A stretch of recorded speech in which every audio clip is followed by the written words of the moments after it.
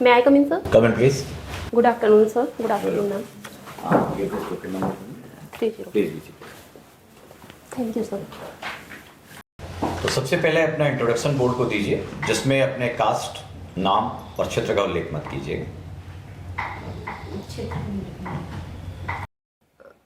Sir मैंने अपना graduation Chaudhary चरण सिंह विश्वविद्यालय मेरठ से किया है, पोस्ट ग्रेजुएशन दिल्ली विश्वविद्यालय से किया है और मैं वर्तमान में डिप्टी जेलर के पद पर सहारनपुर जेल में कार्यरत हूँ. कुछ और ऐड करना चाहेंगी? ओके.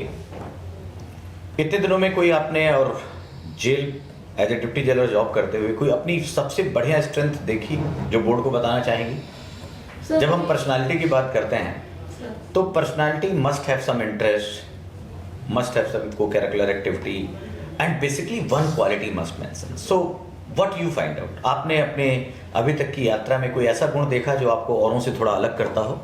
सर जैसे मैं जेल में अभी मैं काम कर रही हूँ तो बंदियों के बीच में इंटरेक्शन करना, जिससे वो एक उनके बीच उनका माइंडसेट सब पॉजिटिव होता है. क्योंकि बंदियों का ऐसा होता है कि सर वो एक मतलब स्ट्रेस में रहते हैं, डिप्रेशन रहता है.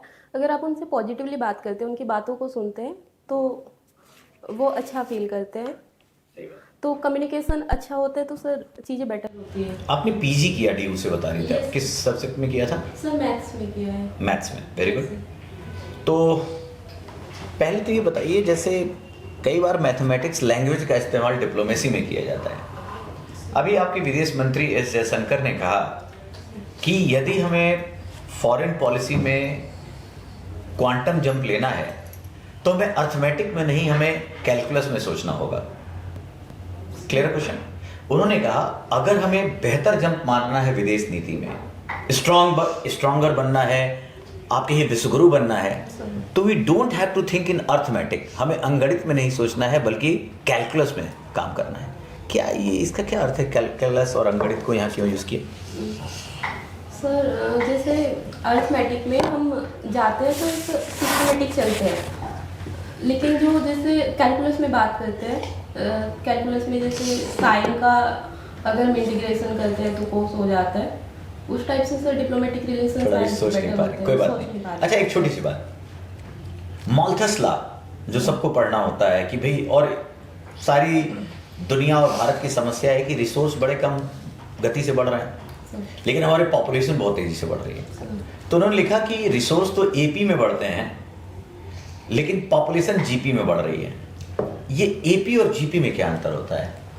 सुना होगा सर. क्या होता है? सर एपी में जैसे एपी में जैसे सीक्वेंस बढ़ता है तो जैसे 2, 4, 6, 8 मतलब डिफरेंस बराबर होता है. लेकिन सर जीपी में जैसे 2, 4, 8, 16 तो वो मल्टीप्लाई होता जाता है सर. तो पॉपुलेशन उस ग्रोथ से बढ़ रही है, उनका सर माल्थस का पॉपुलेशन से हो रही है. चलिए. अच्छा, अब एक बात और मैथमेटिक्स में बताइए, जैसे आपने क्या क्या पढ़ा था, कुछ याद है आपको? खासकर एमए में या एमएससी? सर एक लंबा टाइम हो गया है, मैं थोड़ा भूल रही हैं. भूल गई हूँ सर. उसमें एक बड़ी अच्छी चीज़ थी LPP, linear programming problem. Yes sir. कुछ याद है? सर उसमें ऑप्टिमल सॉल्यूशन निकालते थे. Very good. तो कोई फार्मूला, कोई प्रिंसिपल याद है ऑप्टिमल सोल्यूशन के लिए? सर अभी रिकॉल नहीं कर पा रहे हैं. Game theory? Sir game theory नहीं पढ़ा मैंने. चलिए. अच्छा, ये बताइए कि एक शकुंतला देवी थी, क्यों फेमस थी, पता है आपको? सर वो मैथमेटिशियन, उनकी सर कैलकुलेशन बहुत स्ट्रॉन्ग थी. बहुत स्ट्रॉन्ग थी. Yes sir. अच्छा, क्या ऐसा हुआ पहले? देखिए, जब हमारे यहाँ जो गांव में यूपी बिहार के बच्चे थे, बच्चियाँ थी, वो बहुत तेज मुजबानी कैलकुलेशन कर देते थे. लेकिन जैसे जैसे इक्विपमेंट आई, जैसे जैसे टूल्स आए, हम चीज़ें भूलते जा रहे हैं. ऐसा क्यों? सर जैसे कोई भी टेक्नोलॉजी आती है तो कोई भी इंसान चाहता है कि हम इजी वे में कर लें. तो अब बच्चों के हाथ में भी सर कैलकुलेटर आ जाता है, तो उस वजह से उसी पे वो कैलकुलेट करना चाहते हैं. सबका यही रहता है कि सर जितना इजी हो जाए. पहले आपको लगभग अपने दोस्तों, अपने परिचितों, अपने रिश्तेदारों, कितने ऐसे लोग होंगे जिनका आपको फोन नंबर याद होगा, मोबाइल नंबर याद होगा? सर 5-7 लोगों का तो है. बस ना? Yes sir. और पहले इससे बहुत ज़्यादा हो सकता था क्योंकि हमारी मेमोरी वैसा वर्क करती थी. मैं इसी पॉइंट पे आना चाहता हूँ कि प्रॉब्लम इस सोसाइटी की क्या है कि हमें लोगों को स्मार्ट बनाना था हमने सिटी स्मार्ट बना दिया, मोबाइल स्मार्टफोन की बात करने लगे, लोग स्मार्ट नहीं बने। ऐसा क्या किया जाए जिससे लोग स्मार्ट बने? सर लोगों को टेक्नोलॉजी का यूज बहुत सर एफिशिएंट तरीके से करना चाहिए। हमको जैसे कैलकुलेशन करनी है तो सर अगर हम खुद से कैलकुलेट करते हैं तो उससे सर ब्रेन स्ट्रॉन्ग होता है कि हम अच्छे से कैलकुलेट कर पाते हैं। तो सर यही है कि अपना काम सर टेक्नोलॉजी का उतना यूज करें जो एफिशिएंट हो, ऐसा ना हो कि वो हमारे माइंड की कैपेसिटी को ही कम करता चला जाए। जब से आप डिप्टी जेलर हैं सहारनपुर में, तो कुछ ऐसे केसेस, कोई ऐसी केस स्टडी मिली हो जिसने आपको एक अचंभित कर दिया हो? जैसे एक तो स्वरूप से ही कुछ अपराधी होते हैं, कुछ ऑल ऑफ सडन एक्सीडेंटल अपराधी होते हैं, कोई बाई चांस क्रिमिनल भी आ जाता है। अभी कोई भी ऐसा इंटरेक्शन तो नहीं हुआ? आपने बताया आप इंटरेक्ट करती हैं, कोई ऐसा इंटरेक्शन हुआ है जो आपको सरप्राइज कर दे कि ऐसा बच्चा भी जेल में आ गया या ऐसा कोई भी जेल में आ गया? कोई भी ऐसा अनुभव रहा हो तो? नहीं तो सर अभी मैं 3 महीने से अभी मैं ट्रेनी एज ए ट्रेनी। अच्छा, तो फिर उतना अभी आपको एक्सपोजर नहीं मिला होगा? मैं अंदर तक नहीं गई हूँ, पर सर जो जैसे ऑफिस में वर्क करते हैं या सर कुछ बंदी जो ऑफिस में मतलब राइटर होते हैं, नंबरदार होते हैं, उनसे थोड़ा इंटरेक्शन ज़्यादा होता है। तो आपके यहाँ तो जो सीएम साहब हैं सर, वो तो सुनते हैं अपराधियों का इनकाउंटर पे ज़्यादा भरोसा करते हैं, तो जेलों में जाने की ज़रूरत ही नहीं है। वो तो सब एक साथ सिस्टम को क्राइम फ्री बनाने के लिए कहते हैं अपने पुलिस वालों को कि आप उनको इनकाउंटर कर दो। सर न्याय के तरीके से होना चाहिए। सर जुडिशरी बनाई गई है तो उनका काम है न्याय करना, पुलिस सब प्रोसिक्यूट। तो ये बुलडोजर न्याय शब्द क्यों? जैसे ही यूपी की बात आती है, आपके चीफ मिनिस्टर की बात आती है, पूरे इंडिया में, मैं कर्नाटका गया देखा, वहाँ they are talking about bulldozer justice. Bihar में अभी नई नई गवर्नमेंट बनी तो वहाँ पे भी पॉपुलराइज किया गया कि हम भी बुलडोजर जस्टिस लाएंगे। What is your take on this? आपका विचार क्या है बुलडोजर जस्टिस? बुलडोजर जस्टिस अगर फिर हम मतलब शॉर्ट टर्म में देखें तो सही लगता है कि बहुत अच्छा है कि तुरंत न्याय मिल गया, लेकिन सर ये इफेक्टिव नहीं है क्योंकि सर उससे जुडिशरी का जो दायित्व है वो सर कम हो रहे हैं। फिर चलिए, इस बार आपने प्रायोरिटी क्या दी है अपने जॉब की? सर HDM, ARTO और जेल सुपरिटेंडेंट, उसके बाद sir TO PCBS। Why not DSP? Sir DYSP sir मैं अभी भी यूनिफॉर्म सर्विस में हूँ तो सर मुझको तो जेल सुपरिटेंडेंट तो आपने भरा है? सर मुझको ऐसा लगता है jail superintendent sir administrative work हो जाता है जिसमें इतना जान पाई हूँ। उसका टाइमिंग सर 10 से 4-5 बजे से रहता है। तो और NT CTO ये सब भी भरा है क्या? सर अभी मैंने प्रेफरेंस भरी नहीं है, भरूंगी, पर NT तो जो ग्रेड पे है आपकी, अभी क्या ग्रेड पे है? 4600। 46। और इसमें कई जॉब ऐसी हैं जो अभी आई जो 4200 पे हैं, सर तो क्या उसको भी भरेंगे आप? सर अब नहीं भरूंगी। ये बताइए इंडिया में कितनी सेंट्रल जेल है? सर इंडिया का तो आइडिया नहीं है, पर सर यूपी में 7 सेंट्रल जेल है। और डिस्ट्रिक्ट वाले कितने हैं? 62 डिस्ट्रिक्ट जेल है। 62 है? 70? सर 62 है, सब जेल मिला के 70 हो जाता जेल है। कितनी है? सब जेल सर 4 है शायद से। सर 3 है। सब जेल 3 है? हाँ सर, महोबा है, देवबंद जेल है और एक जेल और है सर। BNS के जो भी चेंज हुआ उसमें 436A एक पहले था, उसको किस नंबर से चेंज किया गया? Sorry sir. 479। सॉरी। क्या है इसमें प्रोविजन, क्या है? Sorry sir. पैरोल और फर्लो में क्या अंतर है? पैरोल और फर्लो, सॉरी सर, रिकॉल नहीं कर पा रही। प्ली और प्ली बार्गेनिंग क्या होता है? Sorry sir. कौन कौन सी कमेटी बनी है जेल सुधार के लिए? सर एक तो AN मुल्ला समिति थी जो रिसेंट में, क्या रिकमेंडेशन थी इसमें? उन्होंने सर बंदियों के मानवाधिकार पर उन्होंने बात की। किसी कमीशन के गठन के लिए बात की थी उन्होंने? National prison commission?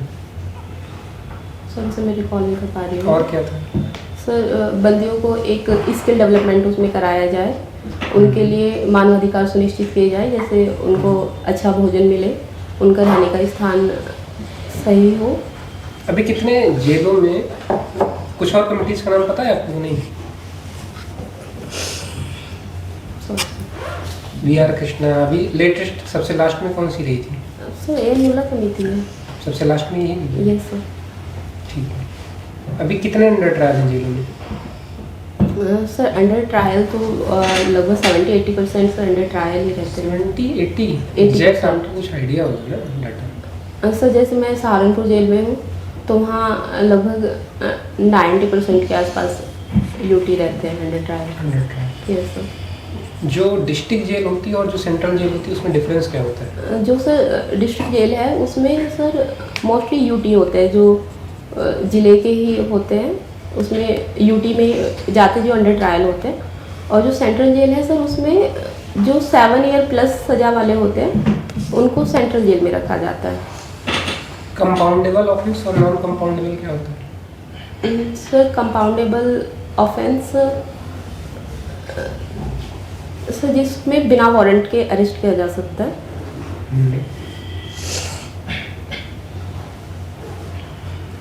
Sorry sir, non compoundable में बिना वारंट के अरेस्ट किया जा सकता है। चलिए, आपने अभी बोला कि जो बुलडोजर जस्टिस है तुरंत न्याय देता है और जो जुडिशरी है उसके कार्य को कम करता है, आपने ये बोला था ना? सर उसके दायित्व को कम करता है या फिर उसके डोमेन को प्रभावित करता है सर, ब्रीच कर रहा है। करता है या फिर उसका इंडिया में एक सुप्रीम कौन है?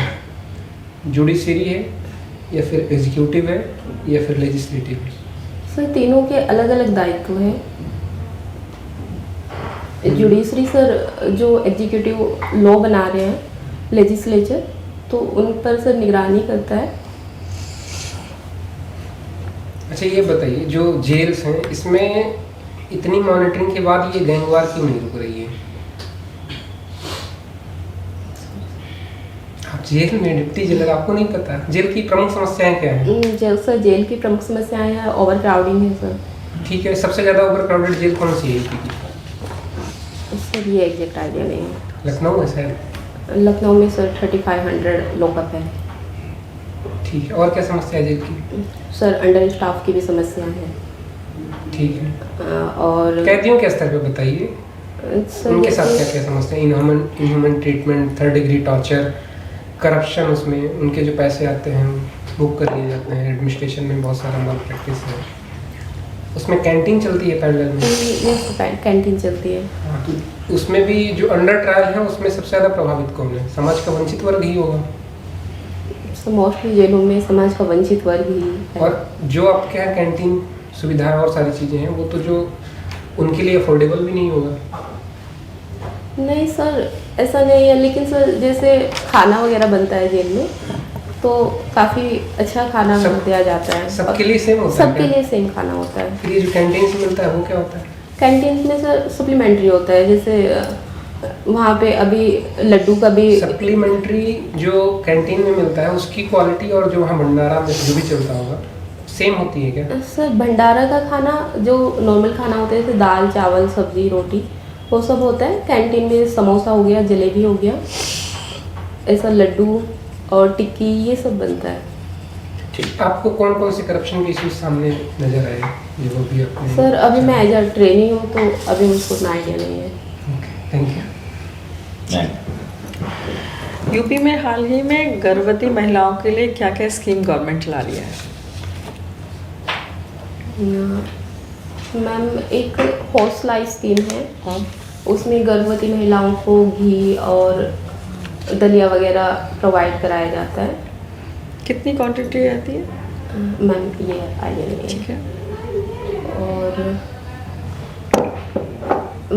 सेंट्रल गवर्नमेंट की जननी सुरक्षा योजना है। उत्तर प्रदेश अपना कितना टारगेट पूरा कर चुकी है? हर घर नल से जल का जो चल रहा है अभी भारत सरकार का। सॉरी। महिला अपराधियों के प्रति आपकी क्या संवेदना रहेंगी अगर आप यथावत सर्विस में बनी रहती हैं? तो जो महिला अपराधी हैं उनके प्रति क्या संवेदना रहेंगी और उनको सुधार के लिए मुख्य धारा में फिर से लाने के लिए वो अपना सामाजिक जीवन उसी मतलब अस्मिता के साथ जी पाएँ, तो उसके लिए आप क्या करेंगी?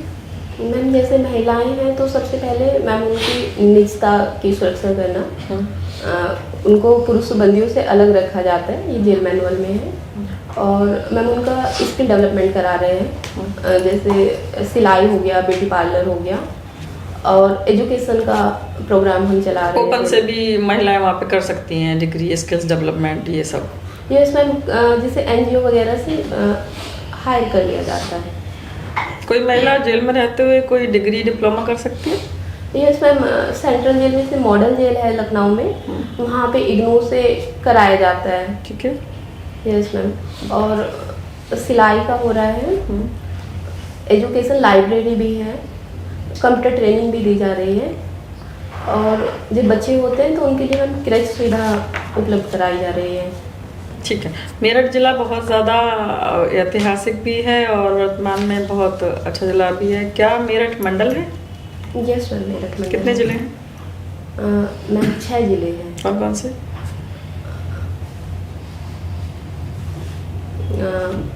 बागपत और गाजियाबाद, गौतम बुद्ध नगर और उत्तर प्रदेश का सबसे पश्चिमी जिला कौन सा है? पश्चिमी शामली है। अच्छा, उत्तर प्रदेश के प्रमुख उद्योग कौन कौन से हैं? मैम जैसे चीनी मिल उद्योग है, सूती वस्त्र का उद्योग है, और जो हथकरघा वाला है, स्पोर्ट्स का भी है मैम, और भदोई में कालीन वगैरह का है। आपकी साड़ी का फैब्रिक क्या है? मैम सिल्क है। सिल्क उत्तर प्रदेश में कहाँ पर मुख्यतः सिल्क की साड़ियाँ कहाँ उत्तर प्रदेश में मिलती है सबसे अधिक? Sorry ma'am. ठीक है सर। ये बताइए, एक ओपन जेल कॉन्सेप्ट लाया गया है भारत में, क्या होता है open jail? Sir, open jail का कॉन्सेप्ट ये है कि उसमें बंदियों को खुला रखा जाता है और उनको बाहर भी काम करने की इजाज़त होती है, फिर वो वापस आ जाते हैं। जैसे सर यूपी में मॉडल जेल है, वो ओपन जेल की तरह है, तो वहाँ पर सर सेंट्रल जेल में जो 1 साल से अधिक सज़ा काट चुका होता है और उसका आचरण अच्छा रहता है, तो उसको मॉडल जेल में ट्रांसफ़र कर दिया जाता है। तो वहाँ पर सर फिर 6 महीने उनका आचरण देखा जाता है, फिर उनको बाहर काम करने के लिए भेजा जाता है, फिर वो सामने आ जाते हैं। ओपन जेल में कहीं ऐसा भी तो कहीं ऐसा है क्या कि फैमिली के साथ भी आप रह सकते हैं? सर ये कॉन्सेप्ट आया है पर एग्जैक्ट मैं सर याद नहीं कर पा रही हूँ। अच्छा, अभी आप प्रशिक्षण दे रही हैं? सर कितने दिन हो गए आपके प्रशिक्षण के? सर फील्ड ट्रेनिंग में ये जेल में 3 महीने हो गए इस सर। 3 महीने के दौरान सर। आपने क्या क्या नकारात्मक चीज़ें देखी जेल में? अब जहाँ भी जिस जेल में भी आपने प्रशिक्षण दिया, तो इस 3 महीने के दौरान आपको अच्छे से पता चल गया होगा कि जेल की एक अलग दुनिया होती है, एक अलग इकोसिस्टम होता है। उसमें क्या क्या निगेटिव चीज़ें आपको नजर आई जिसमें सुधार की आवश्यकता है? सर जैसे मैं सहारनपुर जेल में हूँ अभी, तो वहाँ पर सर एक ओवर क्राउडिंग का तो है, और जैसे सर खाना बनता है, खाना वहाँ पे सर बहुत अच्छा बनता है, बंदियों का खाना, रेगुलर मॉनिटरिंग होती है। और सर बंदियों की समस्याओं में एक ये है कि सर उनकी जमानत हो जाती है लेकिन उनको जमानत ही नहीं मिल पाते, ये चीज़ें हैं।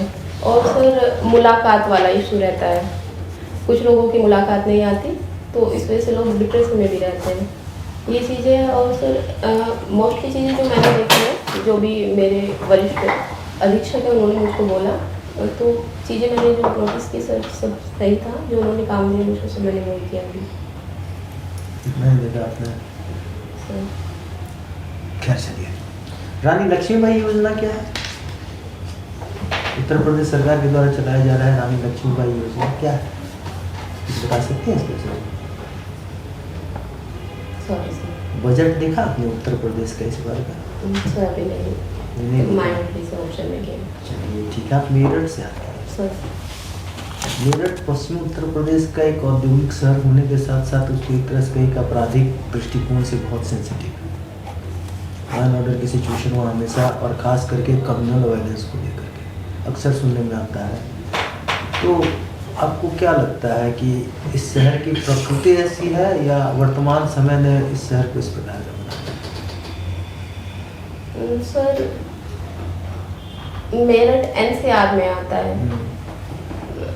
तो एनसीआर में आता है और सर वहाँ पे सॉरी सुन किडनैपिंग बहुत ज़्यादा है। खैर चलिए, ये बताइए कि डिजिटल अरेस्ट क्या होता है? सर डिजिटल अरेस्ट जैसे सर आए दिन सुनने के लिए आता है कि डिजिटल अरेस्ट कर लिया गया। अभी सुप्रीम कोर्ट तक ने कहा कि इसको आप ऐसे कैसे छोड़ सकते हैं। 54,000 करोड़ रुपए जो है इससे उगाही किए गए हैं। बहुत बड़ा अमाउंट होता है 54,000 करोड़ रुपए।